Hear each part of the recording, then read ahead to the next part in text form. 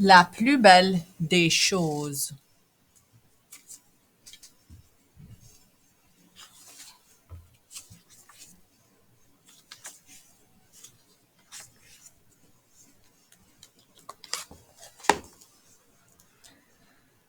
Ma grand-mère est si vieille que personne ne connaît son âge.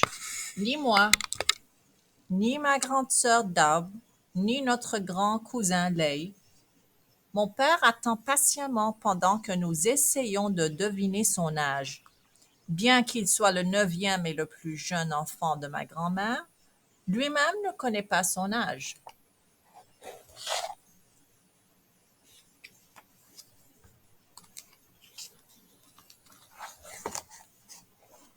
Tout ce que nous savons, c'est que ma grand-mère est née de l'autre côté du monde, de l'autre côté d'un large océan. Ma grand-mère vient d'une époque et d'un endroit où des créatures se cachent dans la jungle en attendant de chasser les enfants imprudents. Elle nous a raconté qu'une fois, elle a fixé les yeux luisants d'un tigre et senti son haleine sur son visage.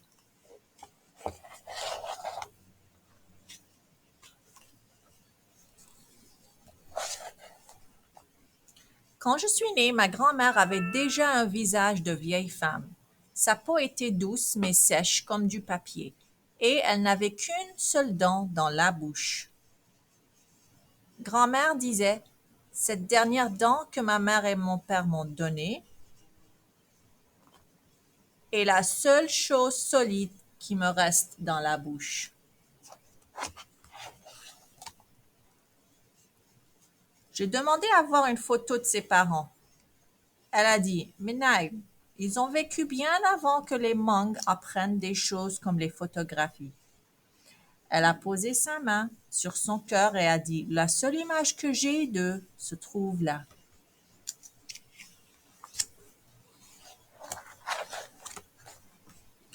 La plus chanceuse des petits-enfants avait le privilège d'aider à prendre soin de grand-mère.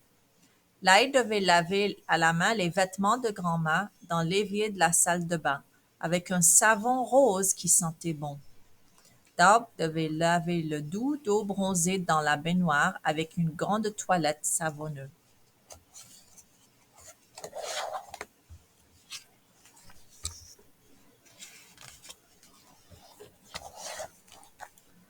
Et moi, je devais lui couper les ongles des mains et des pieds pendant que grand-mère restait assise sur son tabouret préféré à la lumière de la fenêtre.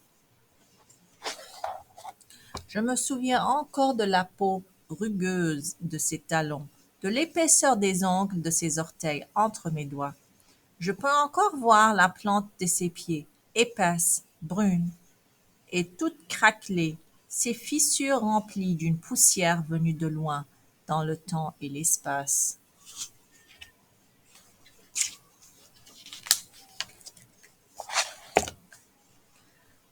Grand-mère m'a raconté que sa mère et son père sont morts quand elle était une petite fille. Grand-mère n'était encore qu'une enfant, mais elle a dû s'occuper de ses deux plus jeunes frères et de sa sœur, encore bébé. De là où j'étais assise à ses pieds, j'ai regardé grand-mère et je lui ai demandé, comment est-ce que tu trouvais de la nourriture pour eux? Grand-mère m'a répondu, je ne pouvais pas trouver assez à manger. Nous vivions toujours avec la faim au ventre. Pendant mes années vécues avec elle, grand-mère n'a jamais refusé de la nourriture, même si elle n'avait qu'une dent.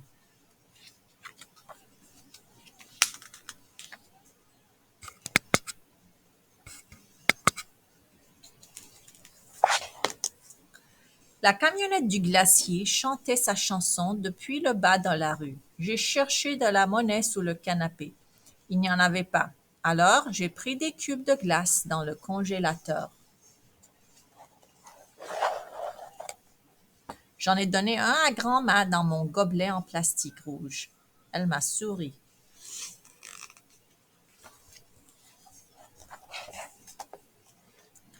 Quand j'ai voulu une nouvelle robe pour la rentrée en troisième année, ma mère m'a dit qu'elle n'avait pas assez d'argent. Elle m'a donné quelques nickels et une pièce de 10 centimes qu'elle a trouvé dans son sac. J'ai acheté des bonbons à la menthe à l'épicerie du quartier. Quand je suis rentrée à la maison, j'ai offert à grand-mère un des bonbons que j'avais dans la paume de mes mains. Elle m'a souri.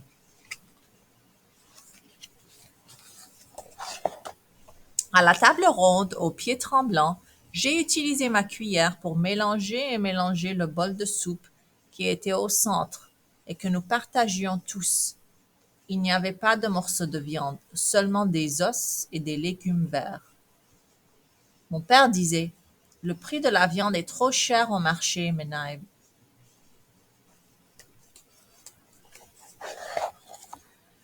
J'ai trouvé un gros morceau d'os que j'ai mis dans ma cuillère pour offrir à grand-mère. Elle m'a souri.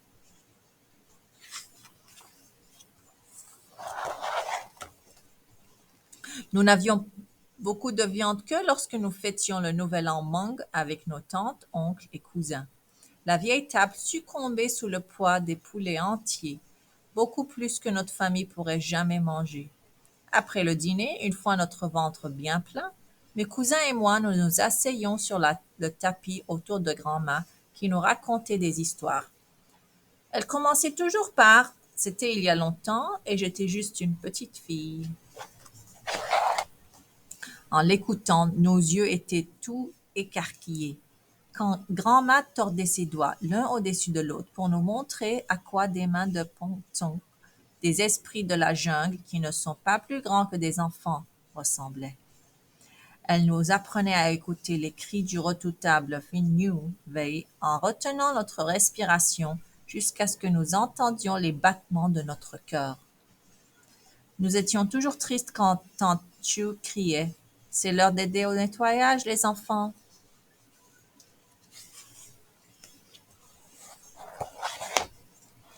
Par une froide journée, alors que la neige tapait contre les vitres et que la lumière tombait, j'ai demandé à grand-mère d'où venait la poussière de ses pieds. Elle m'a dit qu'elle n'avait pas de chaussures après la mort de sa mère et de son père. Elle est partie pieds nus dans les montagnes pour s'occuper du champ de la famille. Elle s'est aventurée dans la jungle pour chercher des racines sauvages, des pousses de bambou et des champignons comestibles. Et un jour, elle a été pourchassée par un tigre. Pendant sa fuite, son pied nu s'est ouvert sur les branches, tombé à terre, et comme elle continuait de courir, le sang et la poussière se mélangeaient à la boue à chaque pas. J'ai tenu ses pieds dans mes bras et les ai serrés près de mon cœur. Un gros câlin pour la route difficile qu'elle a dû parcourir pour me rejoindre.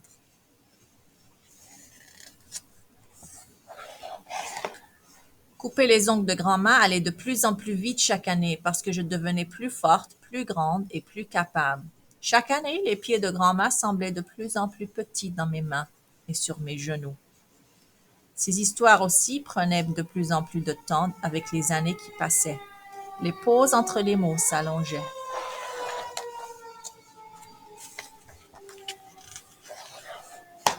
Quelquefois, lorsque grand-mère cherchait les mots que les années lui faisaient oublier, je devenais distraite, je regardais les jouets au sol qu'il fallait ramasser, les devoirs à finir et les enfants plus jeunes qui devaient prendre leur bain. Sa respiration calme et profonde me ramenait au moment présent.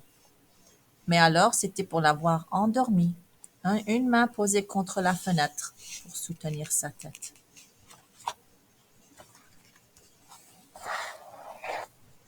Je commençais à me sentir malheureuse de notre vie. J'en avais assez de sortir des cubes de glace du congélateur quand j'avais envie de crème glacée.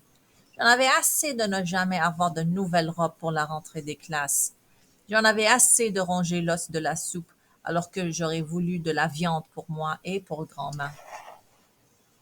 Un soir, j'ai bien regardé mon visage dans le miroir de la salle de bain, en souhaitant que mes dents soient droites. Je suis sortie de la salle de bain et j'ai dit « Maman, papa, je veux un appareil dentaire. Je peux en avoir un ?» Ma mère, qui était en train d'allaiter ma petite sœur, a levé les yeux et a dit « Nous n'avons pas d'argent, peut-être l'année prochaine. » Mon père, qui était en train de faire sauter sur ses genoux mon autre petite sœur, a levé les yeux et dit: J'aimerais bien que nous puissions te donner un appareil dentaire, Menaib, mais on ne peut pas tout de suite.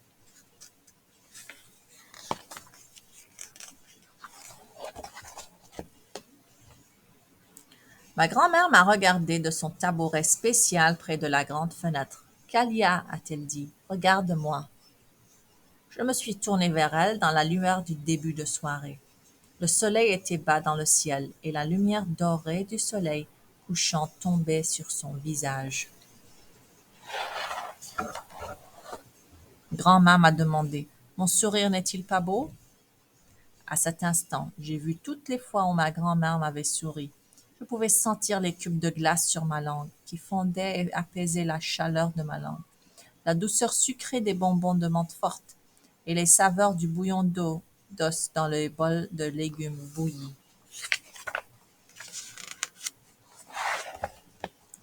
Même maintenant, je peux encore voir la dent unique de ma grand-mère, toute blanche dans l'ombre, fièrement debout dans sa bouche. Son sourire était la plus belle des choses.